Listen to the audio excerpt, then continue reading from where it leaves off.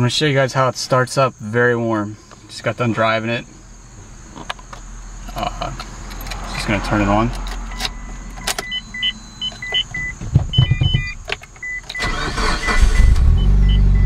Warm start.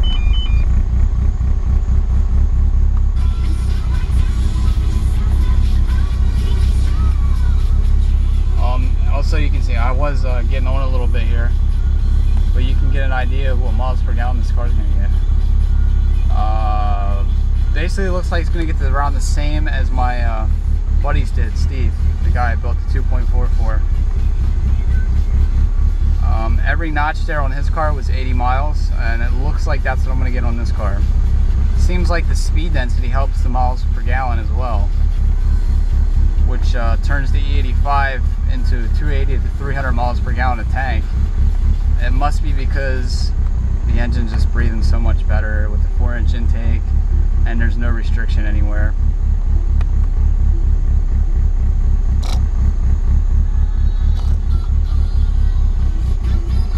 But I fixed the whistle and the tile blow-off valve. It was I had a black spring in there that is not rated for the Kelford cams. You want to put a white spring in there if you have Kelford cams.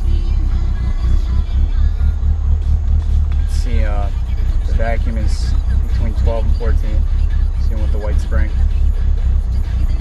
Here, the fuel is nice. The car, after I changed the spring out, it revs a lot cleaner now. There's no delays in throttle, nothing. It's very good. Take it outside so you can hear what the engine sounds like. Let me take it to the back first so you can hear the exhaust.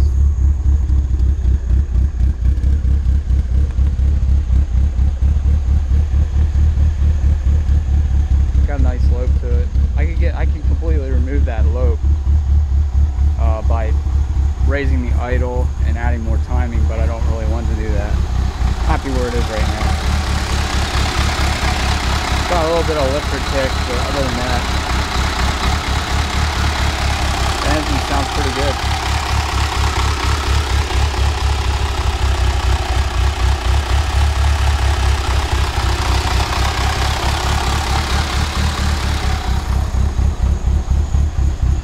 I'm gonna turn it off.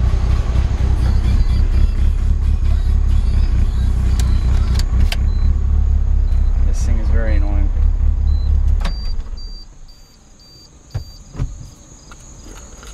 Okay.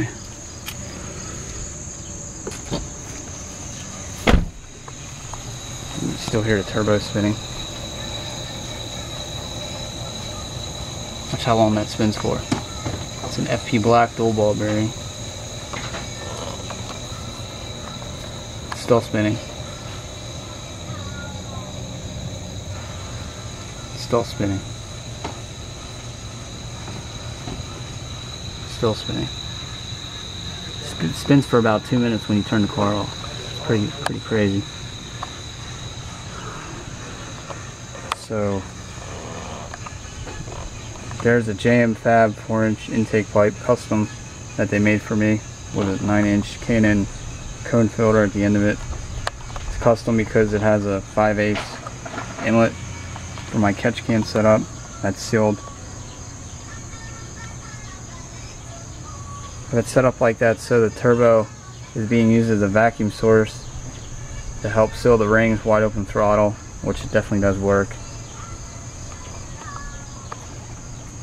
Things I changed from last time were a Rev 3 map intake manifold for an AMS F1i intake manifold, stock ported exhaust manifold for a Toxicfab tubular manifold, upper custom intercooler pipe by ETS with a tile blow-off valve. Before there was a Muse upper pipe with a forged type RS blow-off valve.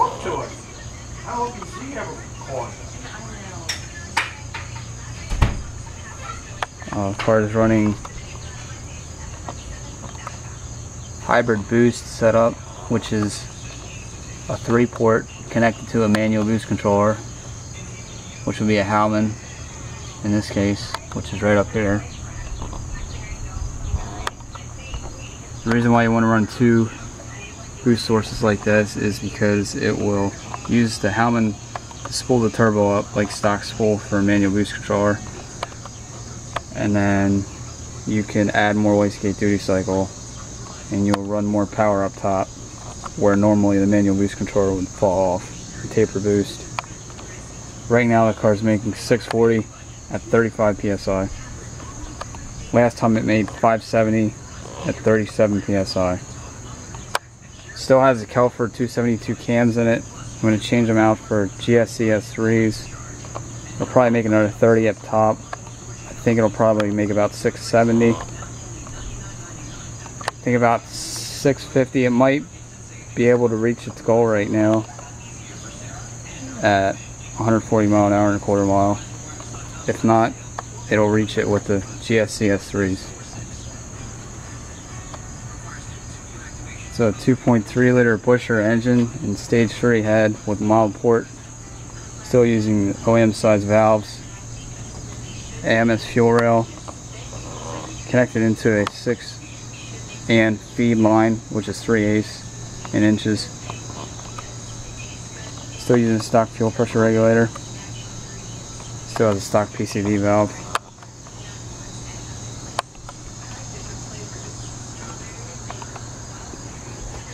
I just got the transmission rebuilt because it was having synchronizer issues in 3rd gear, which only allowed me to trap around 129 and a quarter mile at 10 wheel horsepower in virtual dyno.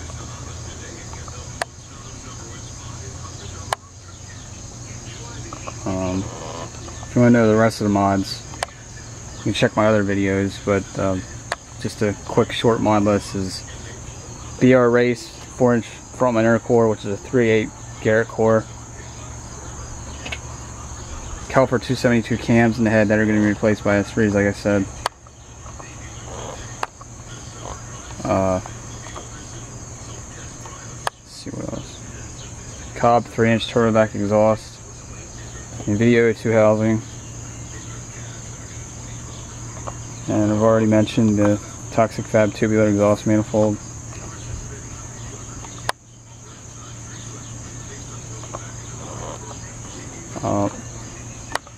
The car picked up a decent amount of power with the new modifications. It's very responding. Doesn't feel like it lost any low end torque at all. Actually feels like it picked up torque. So the 2.3 liter likes the long runner AMS F1i with the big plenum. And the reason why I ran a 3/8 feed line to the fuel is because the stock line broke off. These Aeroquip push locks and Aeroquip hose all the way back. I don't smell any E85 or anything on the hose. People said they smelled fuel vapors coming off the hose, but there's no fuel vapors coming off the hose. It's got a SparkTech coil on plug ignition, which is been really good for the last 3 years. Never had misfires. It's real clean. Power Enterprise timing belt.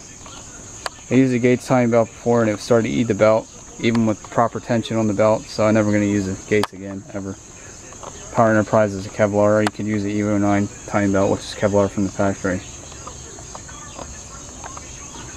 It's got a Busher double pumper. And the second pump's set to kick on at 6 psi.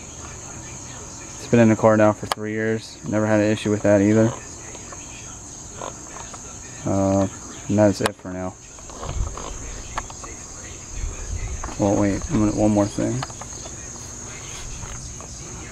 I put gyro disc lightweight brake rotors on the car. They freed up about 10 or 12 pounds of rotating mass, which is equivalent to about maybe 60 pounds dead weight in the car. So that's good for a decent, maybe 10 wheel